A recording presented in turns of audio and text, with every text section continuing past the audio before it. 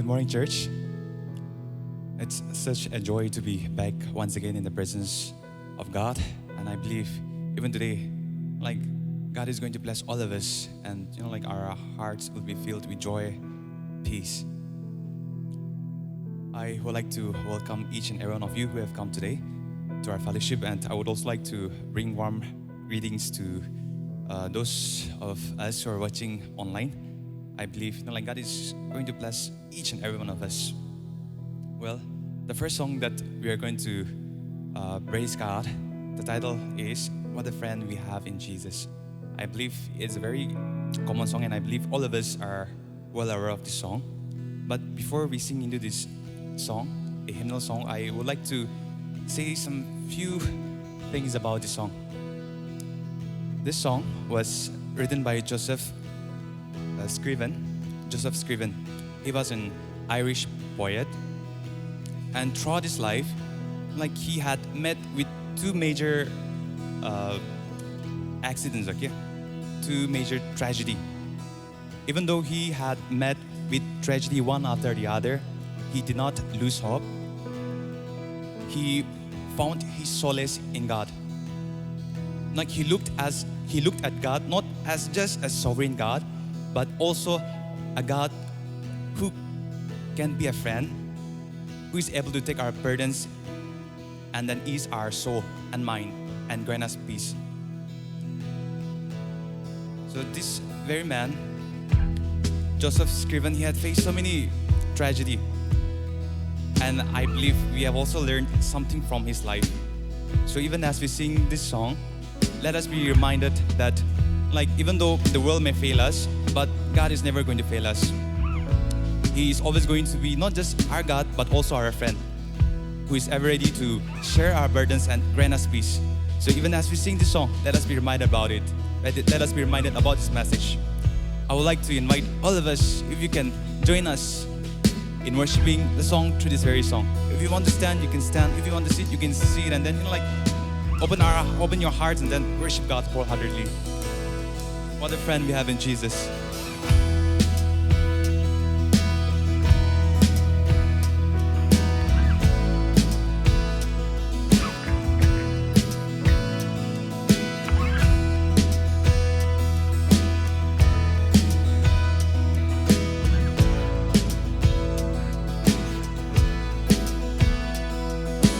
What a friend we have in Jesus.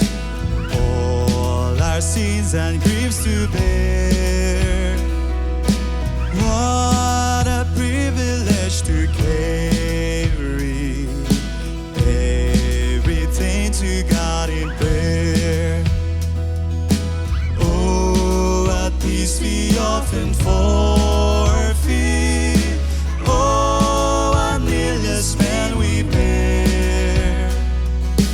All because we do not carry everything to God in prayer.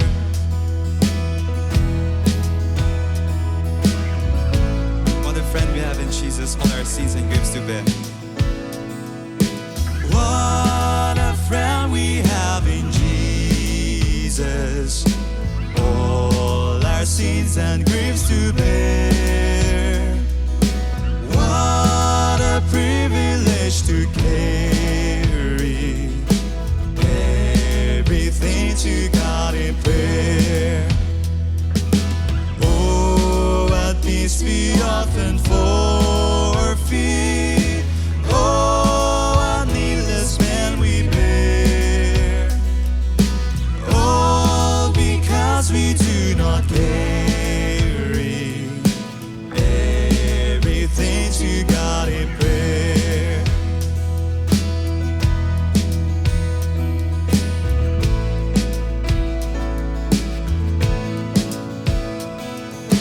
Heavy trials and temptations, is there trouble anywhere? We should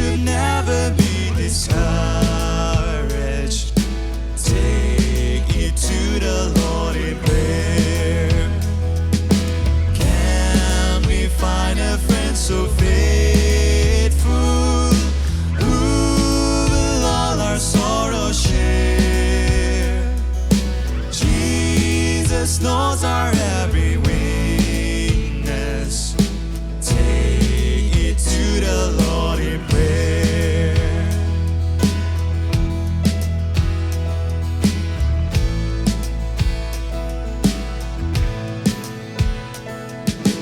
Are we weak and heavy laden, cumbered with a load of care? Precious Savior, still our refuge. Take it to the Lord in prayer. To thy friends despise, forsake thee. Take it to the Lord in prayer. In his arms he'll take and shield thee. Thou wilt find a solace there. In his arms he'll take and shield thee. Thou wilt find a solace there.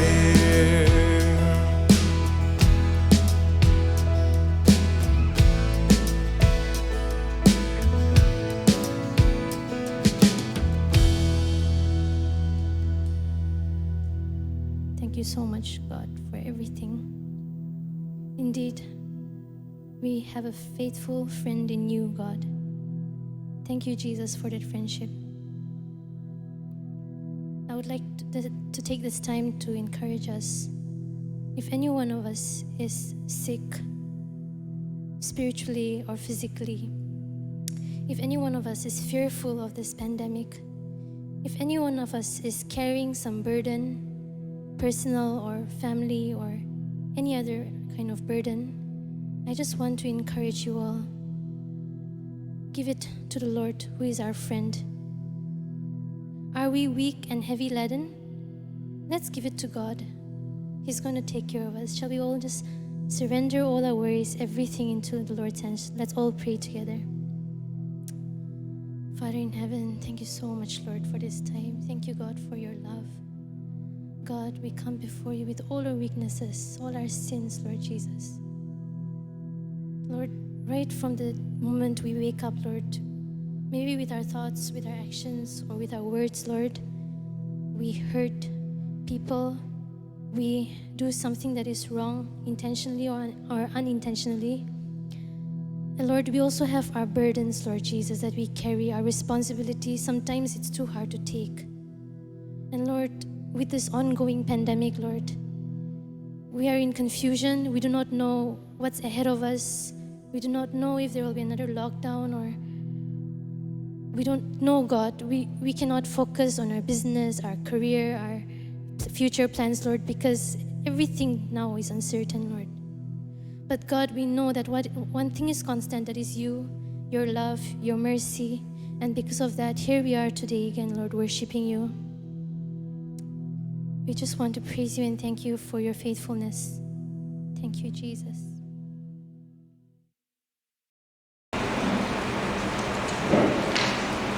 Thank you, praise and worship team, for the powerful, blessed song.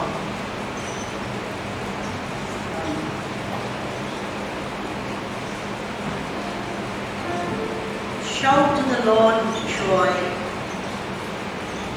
Shout with joy to the Lord, all the earth. Worship the Lord with greatness. Come before him. Sing with joy.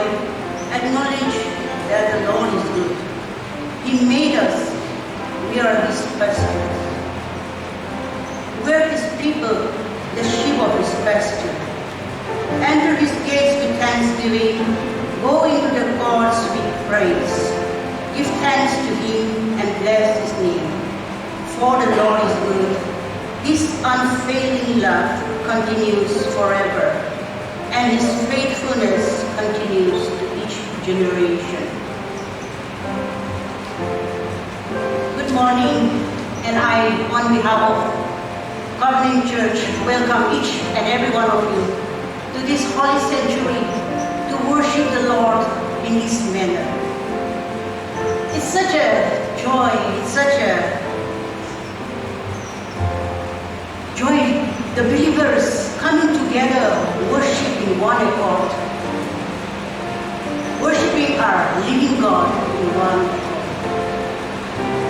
This moment I also want to welcome all those people who have come for the first time to worship with us. Wherever you may be, please stand, that we want to welcome you. And I also want to welcome a good friend of mine is here this morning. Please stand so that everybody can welcome you. She's here. She's Naro from Katkati.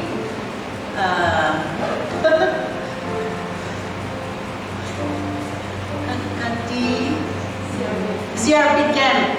Her husband is serving there as a commander. Thank you.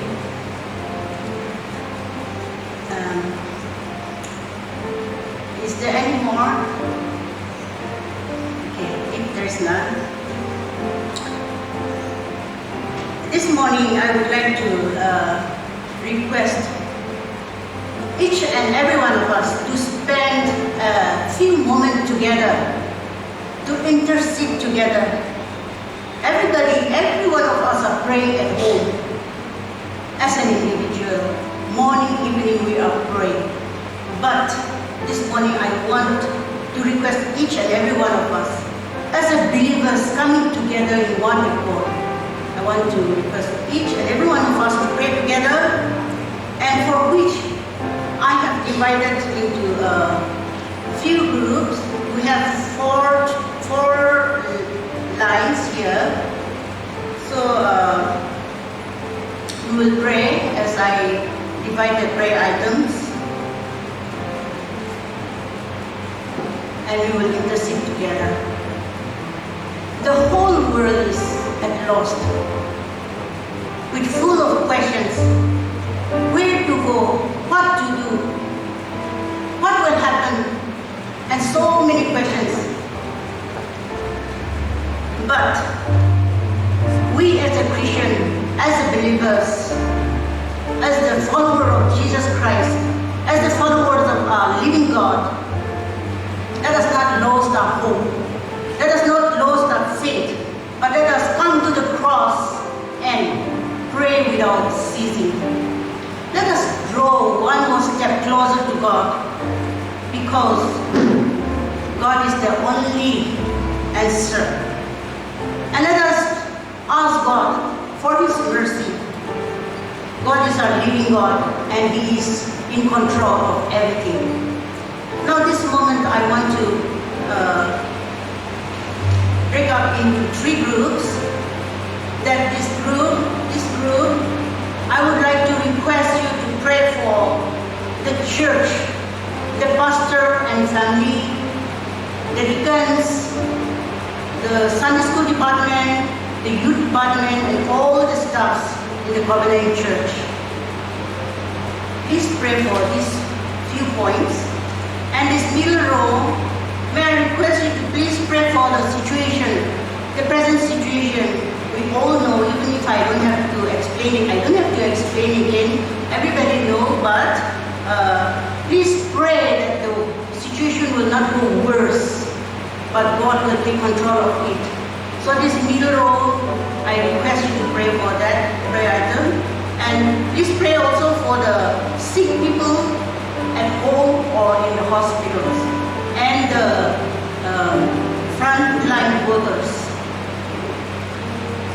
Also, I would like to request the last row to pray for those students who are writing exams, and also for the leaders to lead us in the right way.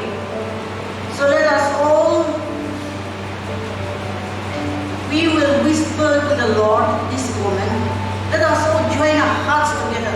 Let us just cry out to the Lord, that God will listen to our prayers this morning. Shall we all pray together?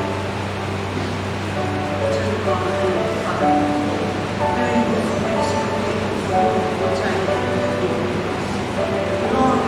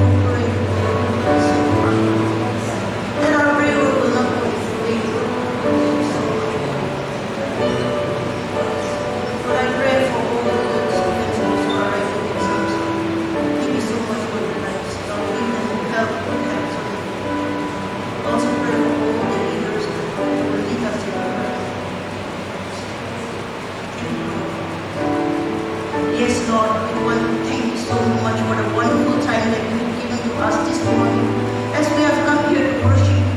Lord, there are so many people who want to come and worship you in this manner, but they're unable to come, Lord, because of different problems and because of these different sicknesses, Lord. Some are at home, some are in the hospital. But you love us so much because of that. This morning also we are able to come here and worship you in this manner. Thank you so much, Lord. We give glory and honor to you, oh Lord. Thank you so much for this time. Yes, Lord, thank you so much. Lord, I also want to pray for the offering this morning. You have blessed us with manifold blessings, Lord. But Lord, out of manifold blessings, we have just brought a fragment to worship you, Lord. Use it for the extension of your kingdom, Lord. And use it for your might. This moment, Lord, as the speaker, our pastor Yabang will be sharing the message. Lord, I pray that, Lord, you will anoint him with your Holy Spirit, Lord, and fill him with the Holy Spirit. That, Lord, we all will be blessed through this message. And Lord, as we receive the message, Lord, help us to understand, help us to abide in your words. Bless each and every one of us. And we pray that, Lord, you will continue to be with each and every one of us throughout the service. We commit this service into your love. In Jesus' precious name we pray. Amen. This morning, the scripture passage is taken from the book of two passages. John 11:35 and Luke 19:41. I will read for every one of us. John 11:35. Jesus wept. Luke 19:41. As he approached Jerusalem and saw the city, he wept over it. This is the word of God.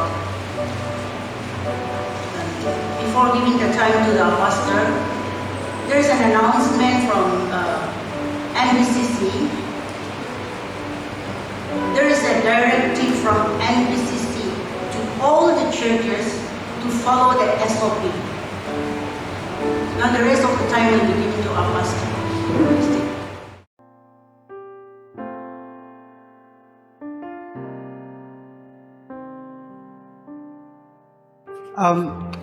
Before I lead into the Word of God, I also would like to make an announcement. Next Sunday, or come May, from 1st to 7, the 1st to 7th of May is observed as the NMM Mission Week, Nagaland Missions Movement. This is a department that is under Nagaland Baptist Church Council.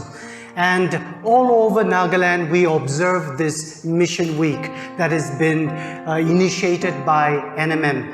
So I would like to encourage all of you to be a part of this in prayer. And what we do during this Mission Week, which we will also be praying for next Sunday, is that to support the missionaries that is channelized through the Nagaland Missions Movement, we can help them by in giving. And so we have a Nagaland Missions Movement Mission Week envelope. If you have a heart to give to missionaries that are being sponsored or that are being channelized through NBCC, the envelopes are made available.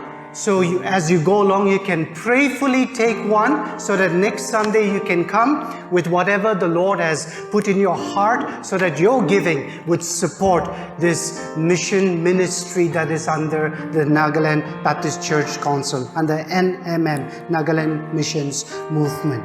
They have given us some flyers, and you can get more details there. It's all made available, so you can kindly take a copy. Thank you to our leader for reading the scripture for all of us this morning. This morning, the message comes with a challenge. it comes with a very strong challenge. And for those who are here in the church, for those who are watching online, I want us to take this message very prayerfully. And it has been even troubling me for some time. And I believe that God is going to minister to us this morning as God has ministered to me when I was preparing His Word. Let me pray. Hallelujah. Lord, I invite you in my heart, in this house, your house. As I stand to deliver your word, Lord, use me for your glory and for your glory alone. In Jesus' name, I pray. Amen. Years back, when during my school days, when I was studying in my 11th standard, a group of us, among circle of friends, what we do is after dinner, before we go for our studies, or maybe after the studies are over, before we go back to our own beds to take the night's rest, we try to develop the habit of coming together, and one of our friend or any one of us would initiate and read a scripture portion, pray together, and then go back to our own business. So we don't do that consistently, but once in a while we remember and we come together. So one of my friends was entrusted on that very night to read the scripture for us. And so we were all seated, cuddled around together. He opened the scripture portion and we were expecting him to read quite a long passage, and we were ready and just with ears wide open. Then he opened the Bible. He said, John 11:35, Jesus wept. That's it. Then all of us, we just stood there in silence for a few seconds and we burst out laughing. Because all of us were expecting a long scripture portion, and then he said, Jesus wept. And then we just ended up laughing. We were still very young, immature in our understanding of the Word of God. And we did not really understand the intensity of what lies in that very short passage. The shortest verse is in the Bible, Jesus wept. Because if I have to look at this very verse now, I see it from a very different perspective. Something that I never really got to understand, why Jesus wept for Jerusalem when Lazarus was dead, for the people. And I believe that Jesus still weeps for us today. Now, 2 scripture portion has been read for us. There are some scholars who say that Jesus wept not just 2 times, but on several occasions. And in Hebrews chapter 5, verse 7, the Word of God says, in the days of His flesh, Jesus offered up prayers and supplications with loud cries and tears. And so some scholars, biblical scholars, come to the conclusion by saying, Jesus did not weep just twice or thrice, but He kept on weeping for the people. When we read Hebrews verses like 5, 7, with loud cries and tears. However, this morning, I want to confine to these 2 texts where we find that Jesus wept over for Jerusalem, and Jesus wept when He was about to go and raise Lazarus from the dead. So, let's pick it up from Luke 19, verses 41 to 44. But I will not go towards verses 42 beyond, but let me start with verse 41. Luke 19, verse 41. The Bible says, and He approached Jerusalem and saw the city, He wept over for it. He wept when he saw the city of Jerusalem. Let me stop there.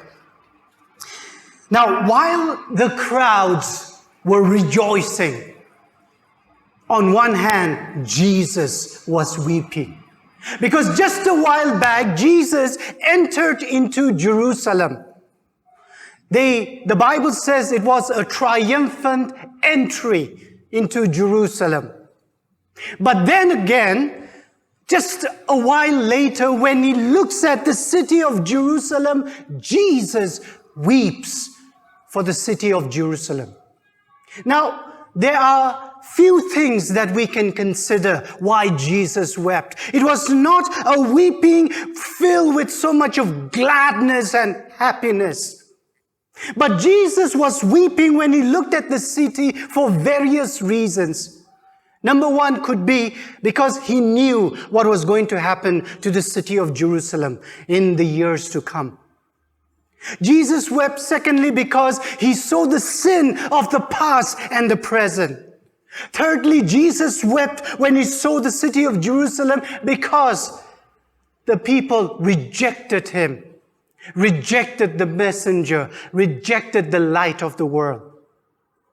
It was not just a weeping that was done in silence, but a weeping that was done aloud. The word weep is the same word used to describe the weeping of Mary and the others in John 11:33. So we know that Jesus cried aloud in anguish when he saw the city breaking and falling apart. He wept because he saw the city that in few years it's going to be destroyed, because in 70 AD, the Roman Empire, they came and held a siege of about 143 days, and thousands of people perished. Thousands were taken captive, and even the temple was destroyed. Jesus knew that. He saw it, he felt it, and he wept for it. He saw the sins of the people. He saw the sins of the past and the sins of the present. And he wept for the people. One commentary puts it this way: Jesus looked at Jerusalem and wept because it has destroyed itself. Because the city has destroyed itself. Many times we destroy ourselves because we are not willing to admit our weaknesses or the sinful way of living our lives. And we destroy ourselves. Jesus saw the spiritual blindness of the people. He saw it in their hearts. He wept for them. He is still weeping for us today as well. You know, few days back when a group of us, we were in a house and we were just having a very meaningful conversation. And in that conversation, we talked about how the world has become so corrupted. And the church is the only hope of the world. That the church has to be the voice when we look at the corruption that is just rampantly spreading all around us. And we also came to the conclusion that even inside the church, there's a lot of politics being played. And the challenge remains. Church, when God looks down on our politicians of today, on our bureaucratic system, on the church leaders, including myself, the public leaders, is he weeping over us today? Well, I think so. And I have every reason to believe that he weeps for us because of the sinfulness and the corruptive way that we are living here. When he looked at Jerusalem, he saw the festivity that was going on. He saw the pilgrims that gathered around in Jerusalem for celebration. But all of them did not examine their own heart because their heart was filled with sin. It was overloaded with sin, and many did not realize that. And Jesus saw that in them, and he wept for them. The temple was like the tent of robbers. The so-called priests and the religious leaders who were to lead the people were considered to be hypocrites. We are more or less the same today, if we have to make a comparison. Now let me narrow it down to our own state of affair. Let me leave the worldview behind for a while. Let me narrow it down to our own state of affair today, a state that we love so much. Nagaland. We call ourselves a Christian state, and we are expected to live in oneness. But now we see ism taking control over in our community and even inside the church. And if God has to look down upon us today, is he weeping for us when he expects us to be the light of the world? When we should be the children of the light. We were living in darkness, but when Christianity came upon us, and when we were celebrating Costco's centennial celebration, 125 years of God's faithfulness, the theme itself was from darkness to light. But today, sadly, we see ourselves going back to darkness because we love darkness more than the light. This is something that we need to really think and challenge ourselves. With all of these, the Lord weeps for us. Is God weeping for us today? I leave it to you to answer that. John 1:11 says, he came unto his own, and his own received him not. Now, let me get a little more personal. Let's shift into the other text, John 11:35. And it talks about, and it gives us the shortest verse in the Bible. Jesus wept. Now the context of this is that he was going to raise Lazarus from the death. And on his way, as people were guiding him to the tomb, the Bible in verse 35 of John 11 says, Jesus wept. Jesus wept. It is known to be the shortest verse in the Bible. It was a silent weeping. But why did Jesus weep in the first place? Because in few minutes, Jesus was about to raise Lazarus back from the death. So why would he weep if he was to raise someone back to life from the death? But here the verse clearly says Jesus wept. Now, as I mentioned earlier, let us also consider some few facts why Jesus wept. Firstly, it also shows the humanity of Jesus. He is God, and he is also fully man, sent as one of us to minister to us. In Isaiah 53:3, the Bible says, he was despised and rejected by men, a man of sorrow and familiar with suffering. Jesus wept as you and I, we weep when we are sad and filled with so much of sorrow. Secondly, he grieved for the fallen world, entangled in sin that caused sorrow and death. He saw how human beings were entangled and wrestling with their own sin, but not willing to admit. That broke his heart. And he saw the lack of faith. Many in Jerusalem did not believe and therefore did not receive the light. Now, I'm being a little more personal here. As his adopted sons and daughters this morning, church, as his adopted sons and daughters, does he weep when he look down upon in your lives?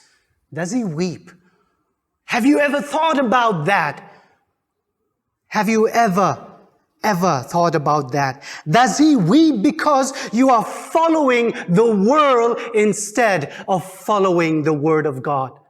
Does he weep for you because you are so comfortable with the system set by this world instead of being directed by the truth? Luke 13:34. The Bible says, "O Jerusalem, Jerusalem, you who kill the prophets and stone those sent to you, how often I have longed to gather your children together, as a hen gathers her chicks under her wings, but you were not willing." Even today, God wants to gather us under His mighty wings. But many of us, we are not willing to allow that to happen. God is ever willing, but are you willing? I wonder how God will look at Covenant Church today. When He looks at us as a church, as a body of Christ, will He weep for us or will He rejoice? I sometimes used to wonder. Because if God looks at Covenant Church this morning and rejoices, well, praise be to God, all glory to Him. But if God looks at the church and weeps for us, well, starting from me as a pastor to all of us, as we go home, we have to examine ourselves prayerfully. The very purpose of us gathering as a body of Christ. If God weeps for the church. I know this morning the sermon is filled with so many questions, but questions that we are all answerable to. None of us are exempted from this. So here is how I would like to conclude. The only way to make Him stop weeping is when we stop sinning.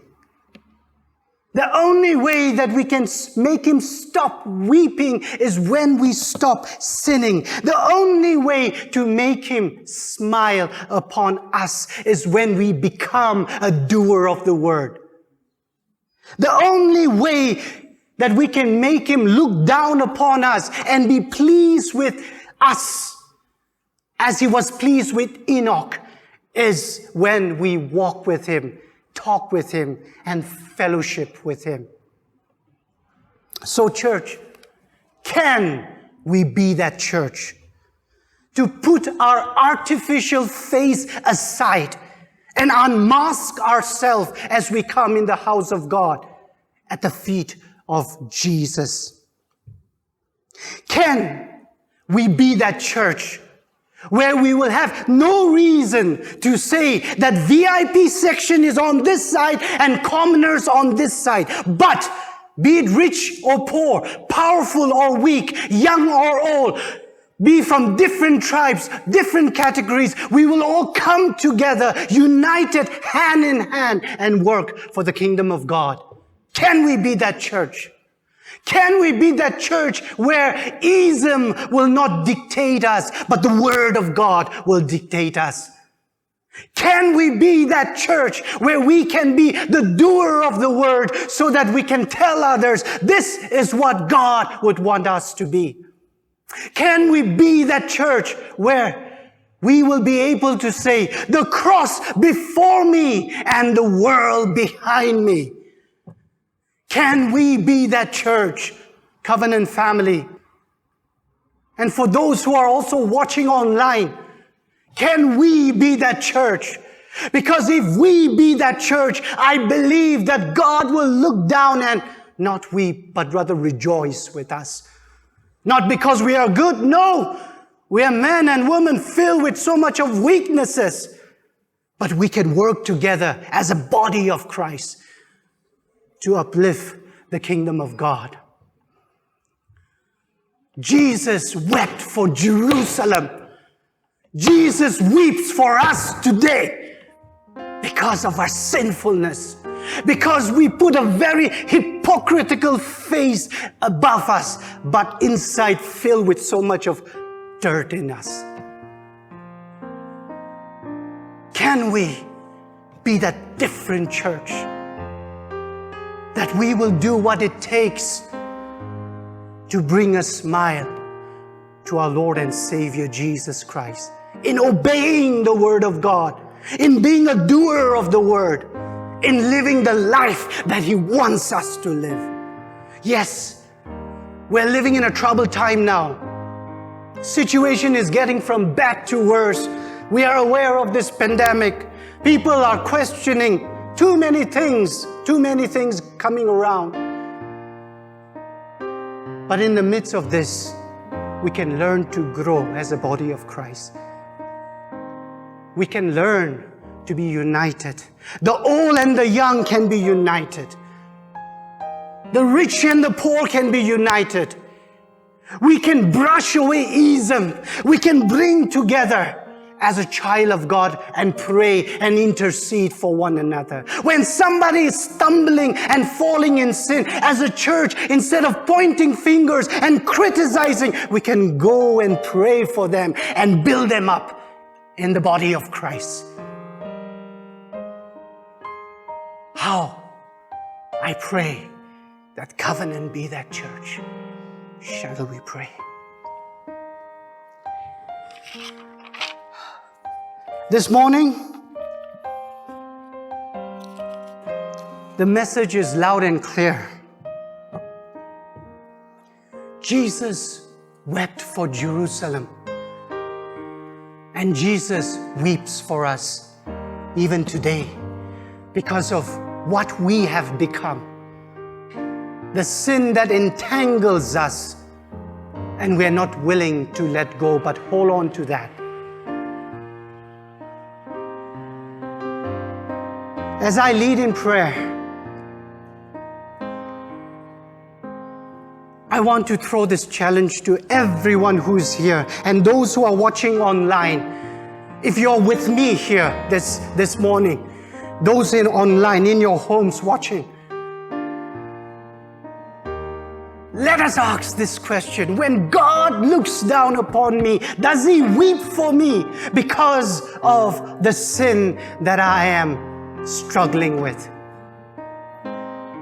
Does He weep for me because of the disappointments in my life? Well, if you feel that you have been in that situation where all you do is just fall down, we have a mighty, gracious, forgiving, amazing God who has just spread His wings to welcome you and say, weep no more, because I want to be a part of your life. You just have to submit to Him. You just have to say, Lord, come into my life. Forgive me of my sin. And I want to make you my Lord and Savior, Jesus Christ. Let me pray. Hallelujah. Loving Heavenly Father, Lord, I give you the glory, honor, and praises. Lord, when you wept over the city of Jerusalem, when you wept, Lord God, you wept because, Lord, we were living in sin. And Lord, when we look at our life today, the state of affair, we're still living in sin. Sin is just overpowering us, Lord God. Lord, we need you. Where can we hide? Where can we run? Where can we go? We need you, Lord. So we just want to open up our hearts to you, Lord God, and just invite you to come into our lives and take control, to guide us, to lead us, to heal our brokenness, the wound that is inside of us, and lead us a path of righteousness. I want to pray for my brothers and sisters who are here, who are struggling, or those even watching online, if at all the word has penetrated their hearts, Lord God. If there's anyone who thinks that the Lord weeps because of my wrongdoing, Lord, I pray that they would also make that commitment, that decision to let go, Lord God, to just not hold on to their sin, but empty themselves in humility and keep you in the center of their lives. That you would just minister to them as a pot who molds the broken pieces of the jar and makes it into a beautiful vase. Lord, may they be that new creation in you. Bless your church. This is your church. Humble us. Guide us. In Jesus' name we pray. Amen. God bless you all.